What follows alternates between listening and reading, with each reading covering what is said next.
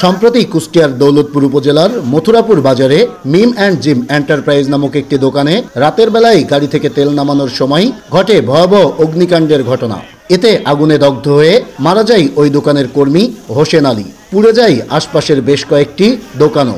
একজনে মারা গেছে, আর একটা হলো কি হলো ফায়ার সার্ভিসের লোক একটা চোখে পানি তেল পড়েছে বা পানি পড়েছে, গরম পানি। ঘটনা বলতে গেলে তেল পুড়তে যাই বুধবার রাত্রিরে হলো আপনার পাইপ থেকে আগুন ছুটার পর থেকে ওইখান থেকে ধরেন আমাদের এখানকার সবাই কিন্তু আতঙ্কিত ছিল। দৌলতপুর উপজেলার মতো জেলার অধিকাংশ উপজেলাতেই নিয়মনীতি ছাড়াই যত্রতত্রভাবে চলছে দাহ্য পদার্থ, পেট্রোল, অকটেন ও ডিজেলের ব্যবসা। কোনরূপ নিরাপত্তা ছাড়াই খোলা বাজারে প্রকাশ্য জনকীর্ণ এলাকায় বিক্রি হচ্ছে এসব দাহ্য পদার্থ, যেন দেখেও দেখে না প্রশাসন। ফলে প্রতিনিয়তই ঘটছে দুর্ঘটনা, ঘটছে প্রাণহানির মতো ঘটনাও, জানিয়ে আতঙ্কিত জনসাধারণ। যত্রতত্র দাহ্য পদার্থ বিক্রি বন্ধে দ্রুত প্রশাসনিক ব্যবস্থার দাবি তাদের।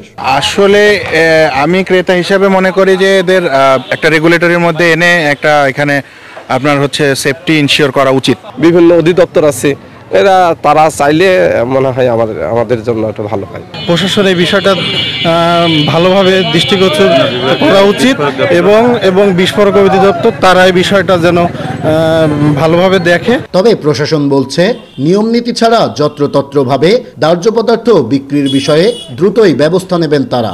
দৌলতপুর থানা প্রশাসন এ ধরনের অরক্ষিত তেলের ডিপো বন্ধ করার জন্য অথবা নিয়ন্ত্রণ করার জন্য যখনই কোনো ব্যবস্থা গ্রহণ করবে, দৌলতপুর থানা পুলিশ সদা তৎপর তাদের সর্বপ্রকার সহযোগিতা দেওয়ার জন্য। আমরা অবশ্যই ব্যবস্থা নিব, আমাদের আইন শৃঙ্খলা মিটিং আছে, এইটার একটা আলোচনা হবে, সেরকম আমাদের এজেন্ডার মধ্যে আছে।